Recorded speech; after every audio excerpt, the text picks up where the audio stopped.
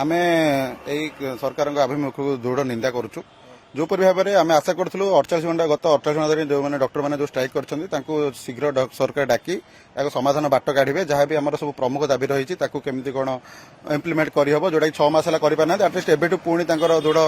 माने इच्छा शक्ति देखिए करेंगे किंतु ताहा बदल में सरकार जो भाव में नोटिस काढ़ी सरकार डॉक्टर मान सारा डरवा चेष्टा करते समस्त डॉक्टर मान अत्यंत दुख देती आमे आपणकर के शत्रु नुह आप भगवान कहते आम स्वास्थ्य सेवा जे राज्यर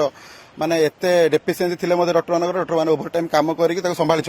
किंतु आप ये टाइप दमननीति करा द्वारा यह मनोबल भांगी दुख अत्यंत दुख देती आपण माध्यम आम सरकार को कहना चाहूँ यथाशीघ्र आम जहाँ भी दाबी अच्छे आप मानि नियंतु नचेत आम काली ठारू 1 घंटा ओपीडी बंद करूँ अनेक विकल्प थिला जहाँ आम 2 वर्ष धरी से विकल्प दे आम गति कर आसिलु सरकार को अनुरोध कलु बारंबार मीटिंग कलु सरकार को दाबी पत्र देलु सरकार जदि मुक बधिर साजिबे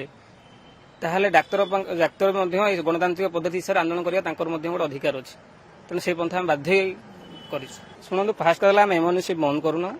आम 1 घंटा यही बंद करुचु दीर्घ 48 घंटा है एसीबी जूनियर डाक्तर एसोसिएशन सरकार को कला ब्याज पिंधि बारंबार दाबी जन सारे आपण माध्यम एजाए सरकार तरफ आमर जेडीए प्रेसिडेंट को आलोचना डका जाए ना तेणु आम बाध्य हेलु काली जिते सरकार आम भाविलु सकारात्मक पदक्षेप ने धमक आ दमनमूलक जो नीति काली कले बाध्य जहाँ आम डाक्तर संपूर्ण डाक्तर समाज को यहाँ बाधि आम से बाध्य आसिलु सरकार को आज जनाऊँ और आशा रखुचु रोगी स्वास्थ्य दृष्टि राज्यवासी स्वास्थ्य दृष्टि माननीय मुख्यमंत्री हस्तक्षेप कर आज भितर दाबी गुड़ी मानिगले आम आंदोलन बंद हो।